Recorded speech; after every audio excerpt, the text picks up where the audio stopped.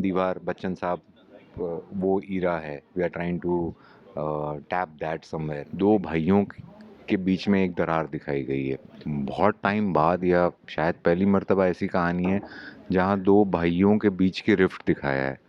दोनों का मॉरल्स बहुत अलग है, एक के बिल्कुल नहीं है, एक के बहुत मॉरल्स हैं। वो एक चीज़ है, बच्ची है उसका एक एलिमेंट है। सो ये I think, I am not too sure पहली मर्तबा है, बट आई थिंक काफ़ी टाइम बाद है जहाँ पे दो भाइयों के बीच में एक दरार दिखाई गई है, जो बहुत ही बच्चन साहब के दीवार के टाइम का ईरा और उस that kind of flavour to it.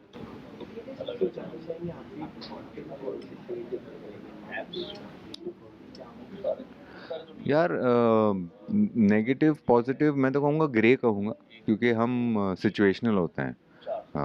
You know किसी से कभी कुछ चीज़ झड़प हो जाती है तो हम उस वक्त सडनली ब्लैक हो जाते हैं। हम हमारे मुंह से कभी गाली निकल जाती है या हम गलत शब्द बोल देते हैं। बट किसी के साथ कुछ अच्छा होता है तो फिर हम अच्छे, तो ऐसा कोई हार्डकोर ब्लैक या वाइट नहीं होता। तो मैं ग्रे कहूँगा, तो इसके बहुत सारे ग्रे शेड्स आपको दिखेंगे। सत्या वैसा है, वो सिचुएशनल है। तो जब सिचुएशन उसके लिए उसके फेवर में है तो वो बहुत ही वाइट कैरेक्टर है, बट जब सिचुएशन उसके फेवर में नहीं है तो वो बहुत ही ब्लैक और गंदा भी बन सकता है।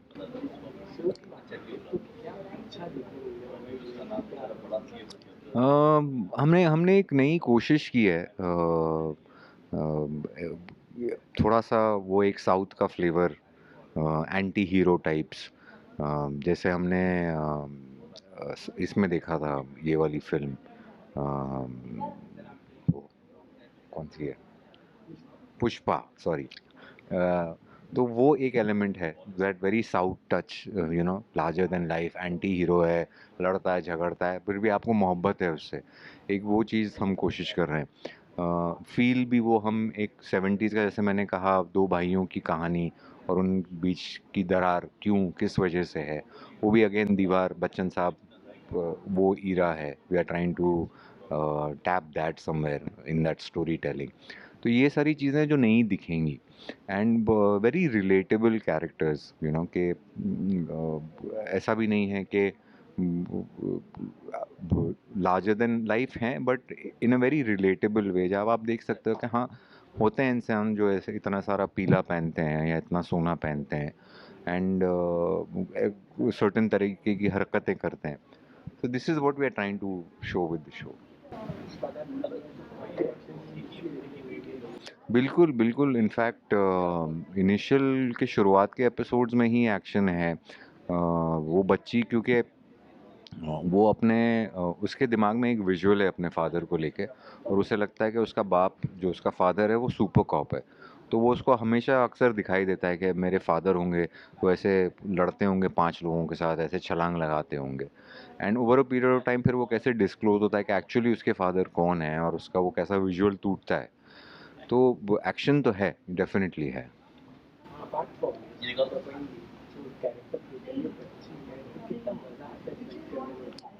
ऑनेस्टली मैंने अभी तक उसके साथ शूट नहीं किया है, बट ऑफ कोर्स इंटरेक्शन हुआ है क्योंकि यूनिट्स लगती हैं, वो बच्ची आती है सेट पे, and having a kid on set is always fun. उनकी अपनी खुद की एक मासूमियत होती है, इनोसेंस होता है, उनका करने का एक तरीका होता है। इसके पहले भी जो मैं शो कर रहा था वहाँ पे भी ऑफ कोर्स बच्चे नहीं थे, but they were younger lot जो मेरे से बहुत छोटे थे। तो उनकी एनर्जीज़ बहुत अलग होती हैं, फ्रीक्वेंसीज़ बहुत अलग होती हैं, जो मुझे हमेशा अच्छी लगती हैं, क्योंकि आप हमेशा एक सर्टेन एज में आने के बाद बहुत अलग फ्रीक्वेंसी में चलते हो, but when a younger and a fresher frequency comes in, there's a different vibe on set, and that always makes a difference for me at least. मानव को तो मैं पहले से जानता हूँ, पुराना दोस्त है।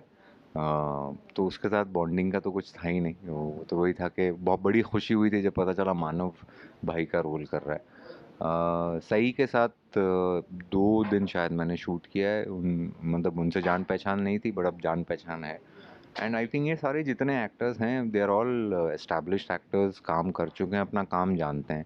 तो सारे आते हैं, अपना काम करते हैं, हंसी खुशी, माहौल बहुत अच्छा होता है।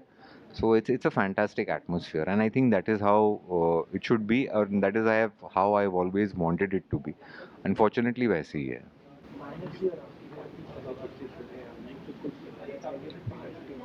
किससे?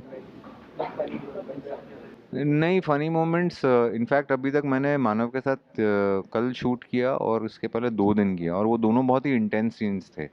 तो वो छोटी-मोटी हँसी-मज़ाक जो होती है वो ठीक है, बट वो सीन्स इतने, वो मानव भी इतना एनग्रॉस्ड होता है अपने सीन्स में, हम सारे, इनफैक्ट पूरा माहौल, हमारे डायरेक्टर, सारे बाकी के एक्टर्स भी, तो वो मौका नहीं मिलता कि वो कहीं कोई चुटकुले सुना सके या कोई हँसी-मज़ाक हो सके। आई थिंक वन्स हम एक सर्टेन एपिसोड्स कर लें और वो चीज़ें ईज़ आउट हो जाएँ, तो शायद उसके बाद आप ये सवाल पूछें तो मेरे पास इसका जवाब होगा। But right now the entire पूरा माहौल जो होता है कि सब अपने फ़ोकस्ड हैं, काम पे हैं, तो किसी को मतलब वो सोचना भी नहीं है कि मैं मज़ाक करूँ या कुछ ऐसा। यही कि प्लीज़ आइए, दबंगी देखिए, अपना प्यार जताइए। हम तहे दिल से आपका शुक्रिया अदा करेंगे इसके लिए, और करते हैं।